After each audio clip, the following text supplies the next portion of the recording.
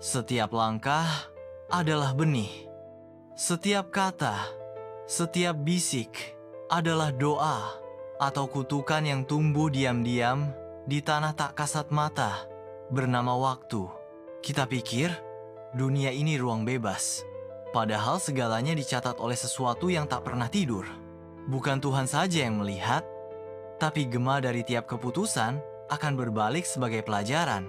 Jika tak hari ini, maka nanti ada seorang lelaki yang menolak memberi sedekah kecil pada anak yang lapar di pinggir jalan. Hari itu dia merasa menang, menjaga uangnya, menjaga egonya. Tapi bertahun kemudian, di negeri yang jauh, anaknya sendiri mengemis makanan dan dunia tak memberinya. Sebab setiap keengganan memberi, pada akhirnya akan kembali dalam bentuk kebutuhan yang tak terpenuhi. Kita melempar cemooh pada yang gagal tanpa sadar. Kegagalan itu sedang berputar menunggu giliran untuk mampir ke kita. Kita tertawa atas luka orang, tak tahu bahwa hidup menyiapkan skenario yang membuat kita butuh empati itu juga. Tak ada yang lepas dari hukum ini. Bahkan cinta pun tunduk padanya. Kita mencintai dengan sepihak, maka kita akan dicintai secara keliru. Kita meninggalkan tanpa sebab, kelak kita akan ditinggalkan tanpa alasan. Kita adalah hasil dari langkah-langkah kecil yang pernah kita anggap tak berarti. Setiap nanti saja, setiap cuma sekali, meninggalkan bekas seperti jejak di lumpur yang tetap ada meski tak selalu terlihat. Pernah kau menunda maaf hingga seseorang pergi selamanya dan kau menyesal tak sempat memeluknya? Itulah akibat dari sebab yang terlambat.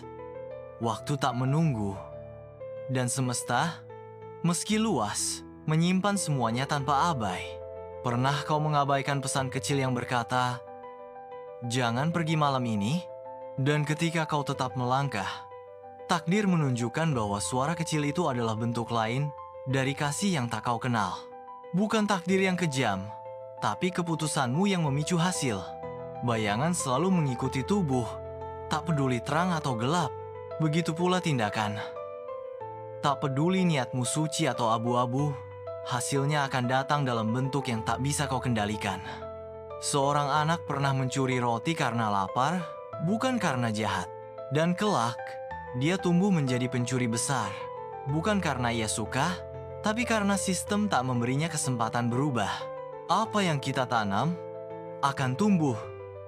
Apa yang kita ulang, akan menjadi pola. Apa yang kita izinkan, akan menjadi kebiasaan, baik atau buruk, pada akhirnya akan menghantui atau menyelamatkan. Karma. Kata yang terlalu sering dibisikkan dengan nada mistik. Padahal, ia tak lebih dari cermin yang memantulkan wajah-wajah keputusan.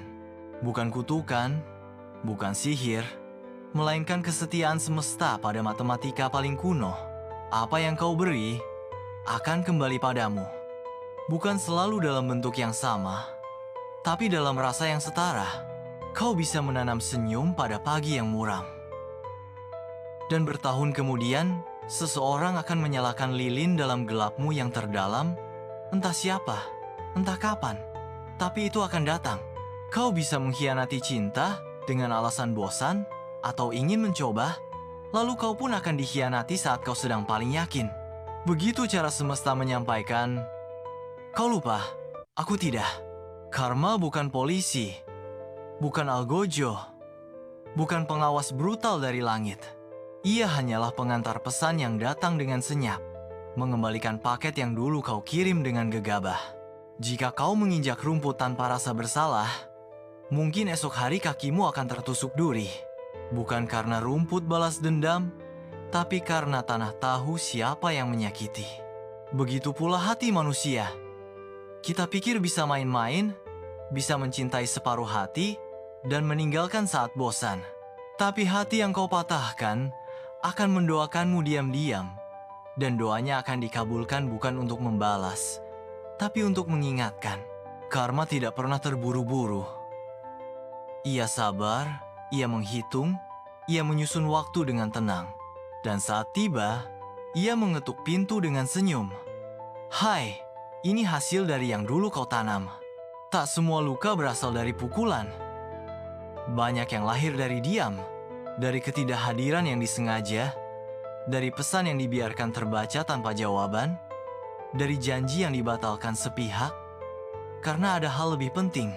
Setiap luka yang kita ciptakan, meski tak kasat mata, adalah benih dari luka kita sendiri di masa depan. Pernahkah kau membuat seseorang menangis lalu pergi seakan itu hal biasa, dan bertahun kemudian, kau merasa sendu tanpa tahu sebabnya?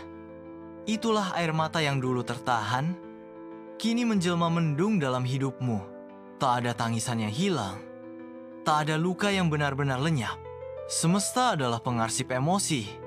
Ia menyimpan duka yang ditolak, dan kelak menghadirkannya dalam bentuk lain. Mungkin di wajah anakmu, mungkin dalam kabar duka yang datang tiba-tiba. Kita pernah menyalahkan orang tua atas luka masa kecil. Tanpa sadar, kita pun jadi pelukis luka bagi generasi setelah kita. Karena luka yang tak disembuhkan akan diwariskan, seperti warisan yang tak pernah diminta. Cinta yang tidak jujur, kata-kata manis yang dimaksudkan untuk memikat, bukan menyayangi, itu pun akan berbalik. Kau akan merasa sepi. Meski dikelilingi cinta, kau akan ragu. Karena dulu pun kau bermain kata tanpa rasa. Dan begitulah hukum berjalan. Bukan soal pembalasan, tapi pelajaran yang dikemas rapi.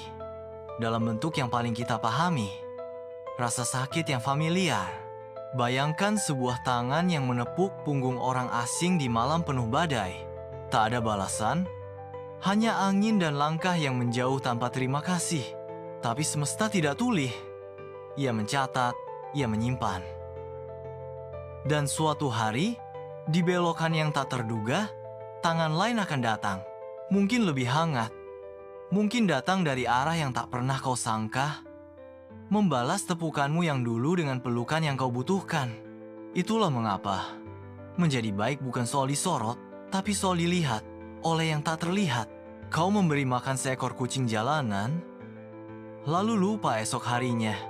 Namun di hari di mana semua terasa hampa, ada senyum anak kecil yang kau tak kenal menghangatkan dadamu.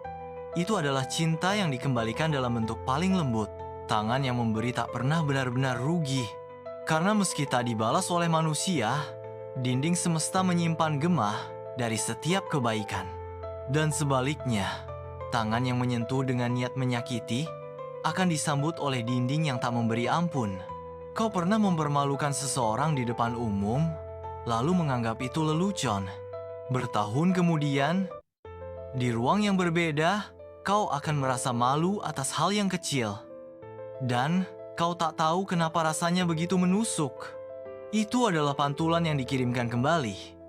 Semua yang keluar dari tanganmu, sentuhan, tamparan, pelukan, lemparan, akan menemukan jalannya pulang. Semua, tak semua, sebab harus menghasilkan akibat yang sama. Tak semua luka mesti mewariskan luka. Ada satu hal yang mampu mengubah arah alur karma, satu kekuatan yang tak kasat mata, tapi dahsyat seperti sungai yang menolak mengalir ke lautan. Pengampunan. Ia bukan tentang memaafkan demi orang lain, melainkan demi membebaskan diri dari rantai yang tak terlihat. Seseorang menyakitimu bertahun lalu. Mungkin seorang kekasih. Mungkin darah dagingmu sendiri. Dan sejak itu, kau menyimpan dendam seperti api kecil yang kau rawat tiap malam. Tapi tahukah kau? Api itu membakar jiwamu perlahan, dan tiap bara yang kau jaga adalah luka baru yang kau ciptakan sendiri. Kau bisa memilih untuk melepaskan. Bukan karena mereka pantas dimaafkan, tapi karena kau pantas untuk damai. Pengampunan bukan membenarkan kesalahan. Ia adalah keputusan batin untuk berhenti membawa beban yang bukan lagi bagian dari masa kini. Ia adalah pintu keluar dari siklus luka yang diwariskan dari satu jiwa ke jiwa lain.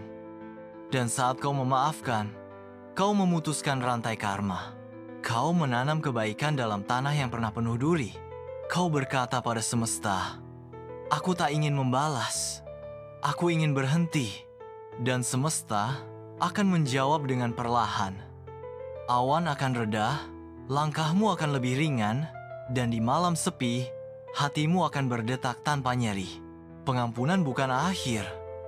Ia adalah awal baru, tempat hukum sebab akibat menemukan kedewasaan. Ia adalah lembar putih yang hanya bisa ditulisi oleh mereka yang berani berkata, "Aku telah cukup belajar. Kini aku memilih mencintai lagi dengan luka yang tak lagi berdarah."